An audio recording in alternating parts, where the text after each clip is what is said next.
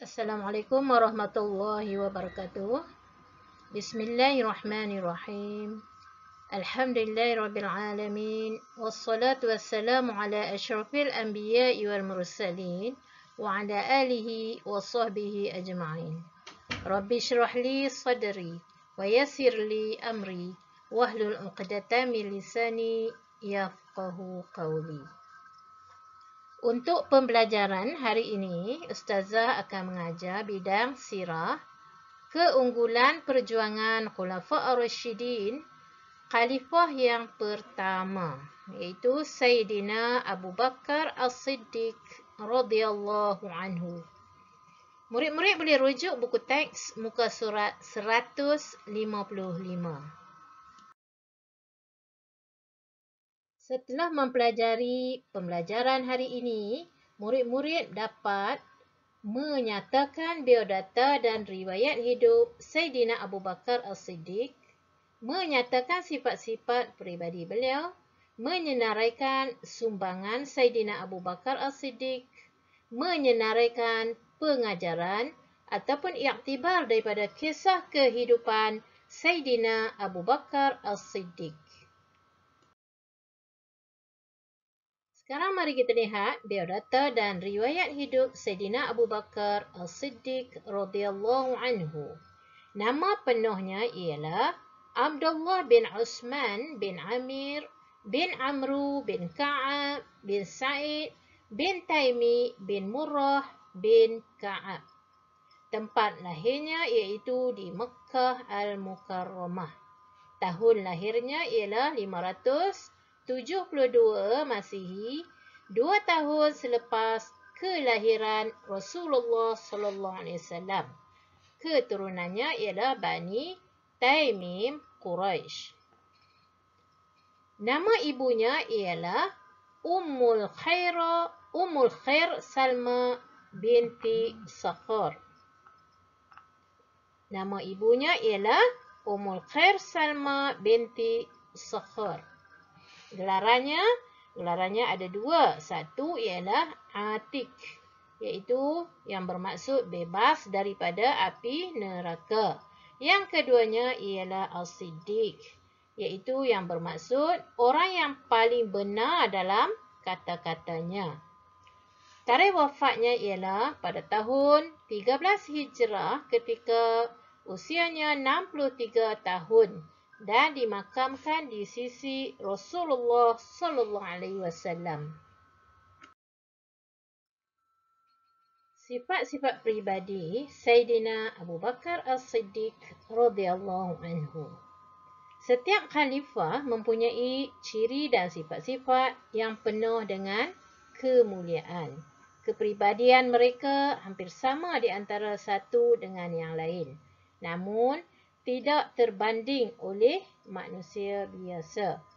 Okey, sekarang kita lihat sifat peribadi yang ada pada Sayyidina Abu Bakar As-Siddiq radhiyallahu anhu, iaitu khalifah yang pertama. Seorang sahabat yang sangat pemurah. Contohnya, beliau membeli dan merdekakan setiap hamba yang disiksa, seperti Bilal bin Rabah dan Ammar bin Yasir. Sifat beliau yang pemurah ini telah mendapat pujian daripada Rasulullah SAW dengan sabda baginda, "Saya tidak tahu adakah masih ada orang yang melebihi Abu Bakar dari segi kemurahan hati." Sifat yang keduanya ialah seorang yang berani. Keberaniannya dapat dilihat ketika beliau selalu membela Rasulullah SAW yang cuba dibunuh oleh kaum baginda semasa di Mekah. Sifat yang ketiga iaitu seorang hartawan dan dermawan dan banyak membelanjakan hartanya ke jalan Allah Subhanahu wa taala. Sifat seterusnya ialah seorang yang cintakan kepada kebenaran serta mempunyai semangat setia kawan yang tinggi. Dan yang akhir, sifat pribadi mulia yang ada pada Sayyidina Abu Bakar ialah seorang yang lembut hatinya dan mudah menangis, terutamanya ketika membaca Al-Quran.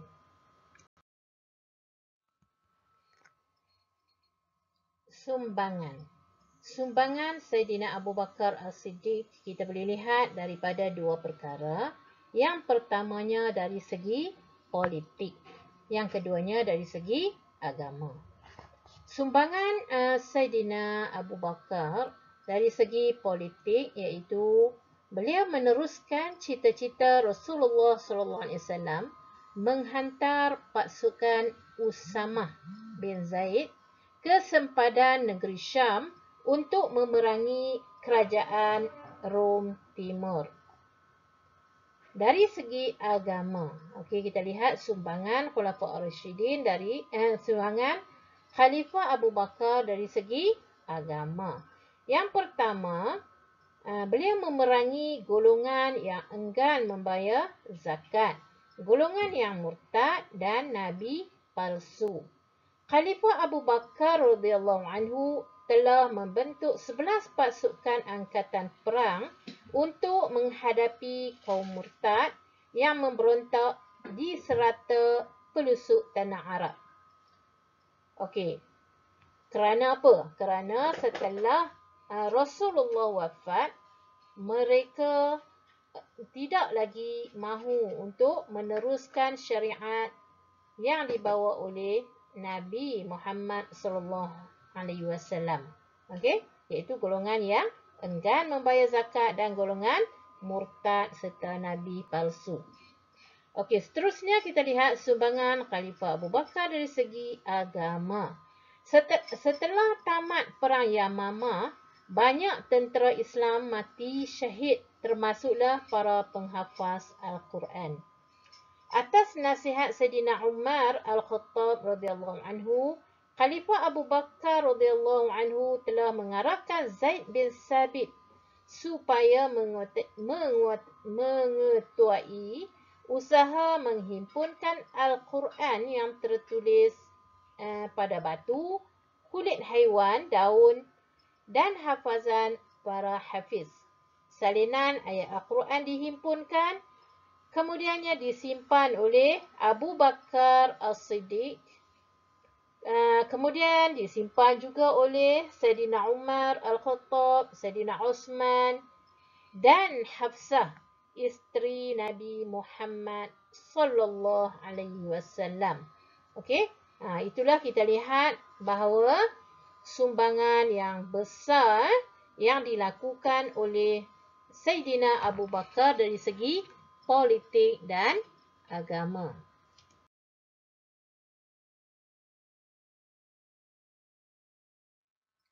Setelah kita setelah murid-murid dah belajar tentang Sayyidina Abu Bakar, Khalifah yang pertama, di sini kita boleh mengambil pengajaran dan iktibar daripada kisah kehidupan Sayyidina Abu Bakar As-Siddiq.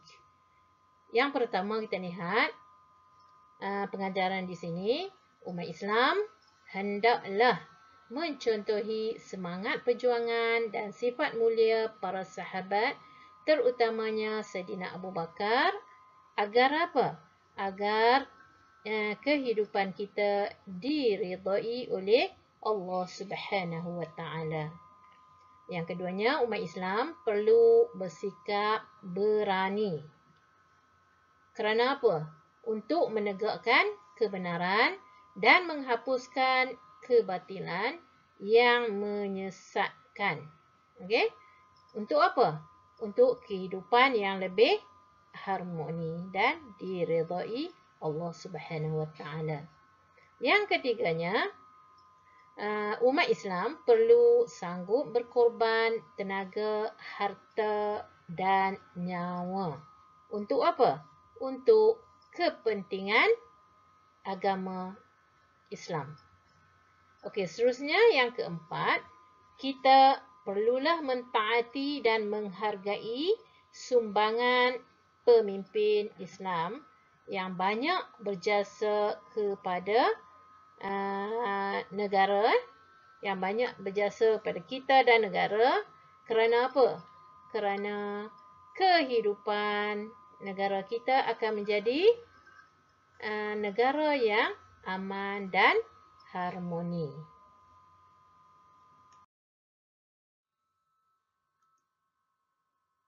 Sekian dahulu untuk pembelajaran kita pada hari ini. Ustazah harap semua murid-murid faham dengan penerangan yang Ustazah beri. InsyaAllah kita akan bertemu lagi di lain waktu. Wabillahi taufiq wal hidayah. Assalamualaikum warahmatullahi wabarakatuh.